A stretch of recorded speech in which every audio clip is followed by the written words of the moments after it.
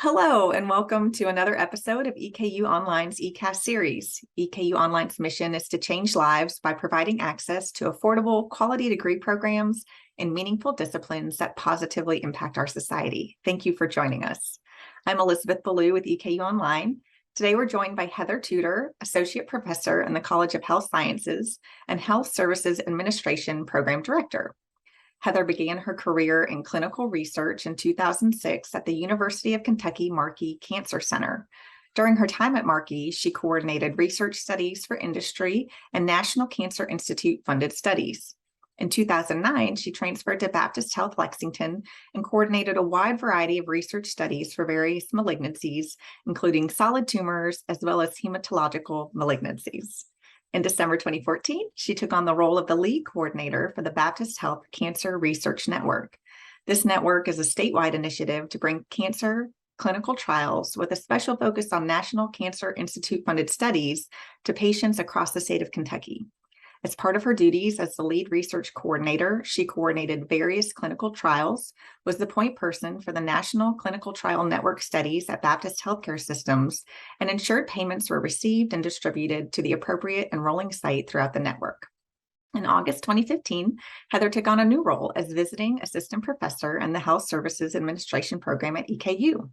In 2016, she accepted a tenure track position at EKU in the HSA program. In addition to undergraduate and graduate degrees from EKU, Heather holds a Doctor of Public Health from the University of Kentucky. She's a registered health information administrator and certified clinical research professional. Welcome, Dr. Tudor.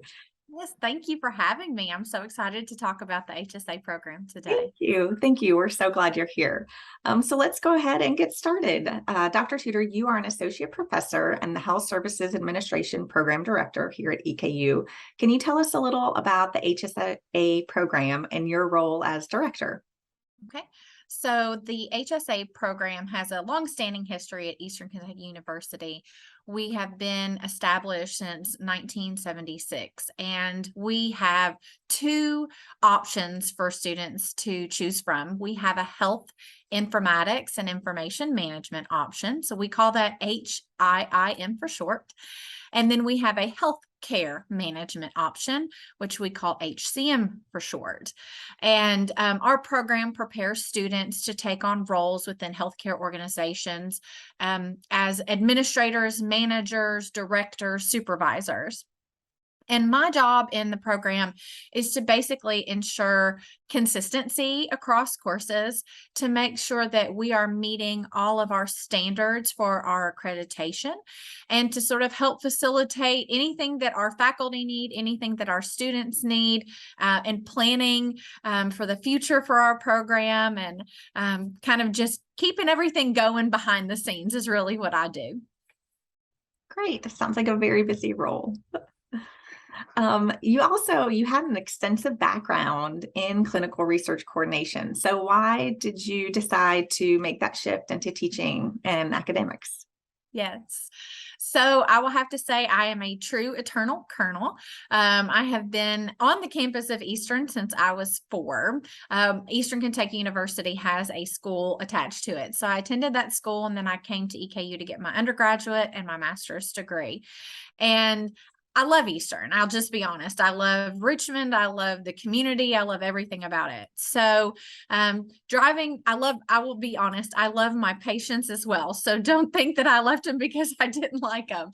I really enjoyed healthcare. I really enjoyed what I did. But when I was able to have the opportunity to come back to the community and serve in a program that I flourished in and I believe in, and come back to Eastern Kentucky University and actually be a part of that and help prepare future leaders in healthcare, I couldn't pass up the opportunity. I really just thought it married really well with helping people and also my passion for the field. So. Well, we're so glad you came back. It's definitely the benefit of us at EKU. So can you talk to us a little bit about the field of health services administration and how it's changed in the last several years? Yeah, so I've been around healthcare for a very long time. I know that's hard to believe, but I actually volunteered starting when I was 12 in a healthcare facility. So I won't give you dates, but I've been in healthcare for a long period of time. When I first started in healthcare, everything was paper. I mean, if you wanted to go see a patient, you grabbed a paper chart and you went and you wrote on a paper chart. And within the last, I'd say about 10 to 15 years, we have really seen a push, and there is federal legislation that has caused this push to electronic medical records. And so before, we would have to go, if we wanted information, if we wanted to know how many people had pneumonia every single year, we would have to go physically pull charts and count how many people had it. And so now with the move to electronic, we're starting to see a lot more of the data analytics. How do we analyze this data? How do we make decisions on the data that we have? We're starting to see a lot more cool techie things. I just had somebody come yesterday. One of our recent, or one of our graduates, he wasn't recent, but one of our alumni, I guess I'll say that. He came back and was talking about this new job that he has, and he gets to put all these new gadgets and new technologies into play at Baptist. And how do we do that? How do we, close these social determinants of health so we can reach patients who don't have access to care in other areas? And with the move to electronic, we're starting to see a lot more of that. So luckily for us, in health administration, health technology, health IT, we're starting to see this increase. And I think that the projected growth is faster than average, and they expect to see about a 32 to 35% increase in jobs between 2020 and 2030 in the United States. So we're really flourishing. So I can say that if our graduates come through our program, they're more than likely going to be able to find a job once they graduate. So it's changed so much, and it's continually changing. So we have to stay on top of everything all the time to make sure that we teach students what they need to know. So that's a great segue into my next question. How do you stay on top of everything and stay involved in the profession? So there are a lot of different ways that we stay involved in the profession. The first and foremost, we go to a lot of conferences. And so we go to, for example, there's something called HIMSS. It's Health Information Management System Society. And they offer all kinds of new health information technologies. And we learn about those kind of more techie side of healthcare. So that's one way. So we go to conferences. The Kentucky Health Information Management Association is another one. And then the American Health Information Management, or AHIMA. We go to those conferences. We're also seeing that we're starting to really marry public health and health administration. I'm currently president-elect of the Kentucky Health Information Management Association. So we have other positions on the board of directors, and that's a great way to be involved into what we're doing. But some of the other things that I do, and I know some of our faculty do, is we listen to podcasts, we read research, we read books, not textbooks always, but we actually get to read some stuff that helps us, expand our knowledge area and continue our education so that we can better serve our students. So there's a wide variety of ways that we try to keep on top of what's going on in the field. Fantastic. As you mentioned at the beginning of the segment, EKU students can choose between the two concentrations. There's the health informatics and information management, and then healthcare management. Can you tell us a little more about those concentrations? What are the distinctions between the two? And then how can a student decide which way they want to go and kind of the benefits of each? There are essentially about 5 courses difference between the two. So anatomy and physiology is required for the HIIM. We have a pathophysiology course for HIIM. And then we have how to create databases, how relational databases work, how do you put information in and get information out, and then a course on what do we do with that information, what do we do with that data, how do we, increase the technological side of healthcare. So those are kind of the 5 differences. So if you're an HIIM, that's what you take. If you're in the HCM, you would take marketing instead. You would take economics. You would take a public health course, and then you get 2 electives. So whichever courses we really feel will benefit the business side of healthcare or expanding that public health realm. So we kind of a little bit of difference between the 2. I would venture to say, if I was to give advice to people, if you truly know that you just want to manage people, that's all, you're not really worried about one thing or the other, you don't feel real techie, you don't like data very much, I would tell students to go through the healthcare management side.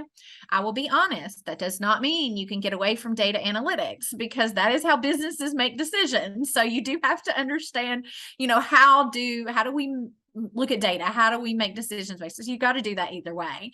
But the HIIM folks, they're more of that medical record side. They're more of that techie side.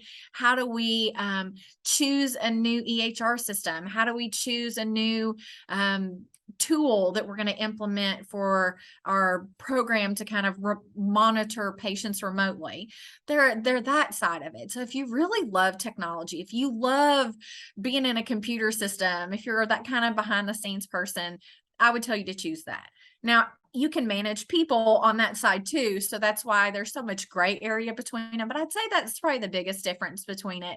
And 2, if you go out there and you decide you want to do the HIIM, you can also earn a credential. So there's some people like to have that behind their name. And so if that's something you're interested in, we offer that as well. Great. It sounds like quite a range within the field. So what kind of careers do the graduates move into once they complete their degrees? This is one of the questions I probably get the most. What can I do with this? And I always tell students, I'm like, I know if you go into nursing, we're going to say you're going to be a bedside nurse. That's usually what you're going to start out as, and then you're going to work your way up. With our program, I can't tell you those things, and I wish that I could. I always tell students, this is a blank story, or this is a blank page, and you're going to write your own story. So you have to decide what you're interested in.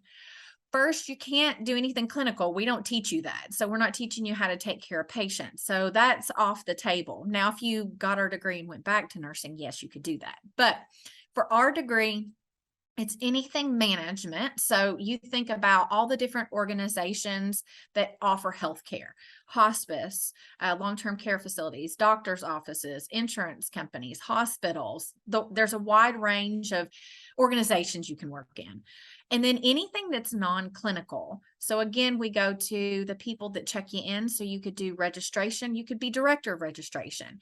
You could do billing. You could do coding of medical records. You could do the financial side of it if you were interested in it. You can do quality improvement. It's so broad. So you really just have to kind of get in there. And that's one of the things that we do with our what we call professional practice experiences, or PPEs. They're like internships, but they allow students to get into a healthcare organization and start to get some exposure so they can kind of get a direction on where they want to go. But until you're in it after graduation, it really does take that time to say, hey, this is, what I want to do and where I'm going to go with it. So it's wide open, you all. You can do anything. Just don't touch patients. Well, and I would imagine, as you said, with the field growing, like you were saying, and the technology, like there's probably things that aren't even on the radar right now that will be coming up soon as far as potential jobs and roles and responsibilities. Yeah, that was what our graduate that came in and talked to my class yesterday. They never had this position at Baptist. So it was a remote patient manager, I think is what his title is, and never had it. And they realized that they needed somebody to start up this program and really get it going. So they created a position. So we do see a lot of that as we are expanding into that tech area. We didn't, UK they had an EHR, but it wasn't a bought out of box EHR. They was homegrown. And so they had to start working through an implementation of Epic. And they had to create all these positions because it was such a massive undertaking. And a lot of our graduates got jobs on this EHR implementation team. So yes, we are seeing them created just to fill roles so that we can actually manage what's going on, because it's so fast growing. It's so fast paced. Yeah. That's fascinating. So interesting to think about. So let's switch a little bit and talk about teaching online. What HSA courses do you teach online, and what do you enjoy about this mode of education? So I'll start with which classes I teach. So because I'm such a nerd in research, I teach research, obviously. But the other thing that is my passion, and I have a pretty, I guess, solid educational foundation in, is our quality management course. I'm Lean certified through the University of Kentucky, and I have an improving healthcare value certificate. So those are kind of my babies. I also do the what we call clinical informatics management course, and that's kind of new to me. I'm learning a whole lot about it, and I've had experience with implementation of EHR, so I can kind of apply some stuff there. But that's really what I teach. For me, the online program, I think, is a wonderful expansion of our long-standing history at EKU. We always had a traditional in-person program. And one of the things that we realize is that the world is changing. And people aren't always just going straight to college. Sometimes they go out and get jobs. And our program allows an opportunity for those students to get a degree in health services administration while still working. It allows students with other responsibilities, like, that have kids, they can come here. The best example I can give is I had this student, and she was so wonderful. And I remember it was just such a struggle for her because she lived like 2 hours away. So she was having to take her kids, take them to the babysitter. Then she was having to come back to campus, and then she'd have to stay here for a while. She'd have to go back. She was spending probably about 5 to 6 hours drive time, Monday, Tuesday, Wednesday, Thursday. And it's so hard to go to school and then have time for your family and have time to do your work. And I said, we've got this online program that we're starting up. Why not try to just sit out and let that happen? This has allowed her that opportunity to get the degree she's always wanted. And so because of that, it really made me feel like we're doing the right thing because it's helping our students. And that's what I think what I love the most about it is that it just opens up doors for people who can't come in person to class or can't drive to campus and, need or want this particular education. So I think that's my favorite thing about what EKU's online program offers. Well, I can tell from the way you're speaking that you're very invested in student success. And also just from ways that I know you outside, I know that's important to you. So can you talk to us about some of the challenges or difficulties you might be seeing for our online students? I know online addresses a lot of those challenges as far as time commitments and working and families and responsibilities, but it comes with its own set of challenges. So can you talk a little bit about what you're seeing, and then how are you and the faculty able to then help the students, and what's your approach to assisting them? So I think the two biggest things that I see are time management skills. I think that's what I hear the most. I have this online course, and my life, right? Life gets in the way sometimes. I feel that. And so when you think about it, you're not being held responsible by going to class, Mondays and Tuesdays, whatever. And so you kind of put it back on the back burner, and then you rush through it at the end. So time management, I think, is the biggest one. We try to set due dates in our courses that allow, for example, breaks in that. So if you have a week-long course, maybe there's something due part of the way that kind of gets some of it out of the way, and then at the end of the week you got the rest of it due. So we try that kind of stuff to kind of help with time management. We also encourage our students to reach out anytime that they feel like they're struggling. And I think we keep a close eye on our students. We do sort of have a close-knit family with us and all of us together as faculty. We're right next to each other in our offices. So if we feel like something's going on with the student, we usually pop in an office and be like, hey, have you seen Sarah? Did she turn in her homework? She's not really responding to me. Just try to figure out maybe what's going on from that aspect of it. So we do talk to each other. We really do care about our students and what's going on. The other biggest thing I think is involvement. And when you think about our program and you think about making connections, I will tell you that if the more that we get to know you, the more that we can, one, help you in your academics. So that's important, but we can help you after graduation. And so because the world of health information or healthcare administration is close knit, we know other people, and we usually can help you get jobs. If you're struggling to find something, we can help you get a foot in the door, because a lot of people that are going to hire you are our graduates, because there's only 2 HIIM baccalaureate programs in the state of Kentucky. So we take up the whole central and eastern Kentucky market. So usually we can make those connections. And I've often had students reach out to me and say, hey, I'm really interested in a job in cancer registry. Do you know anybody? Yep, I sure do. Let me give you their number. So being connected within the program, get to know your classmates, because they may be a director one day and looking for a job, and then they're going to know you. Hey, I remember you from class. Yeah, absolutely. I'd love to hire you. But then also kind of with us, we get to know you too. So I would highly encourage students to get involved in our Student Association for Health Services Administration. We call it SASA. I would highly encourage students to go to our KHIMA meetings, our Kentucky Health Information Management meetings, or if there's another meeting that you all are interested in, we do usually pay for students to go to these things. So, that's a wonderful opportunity to network.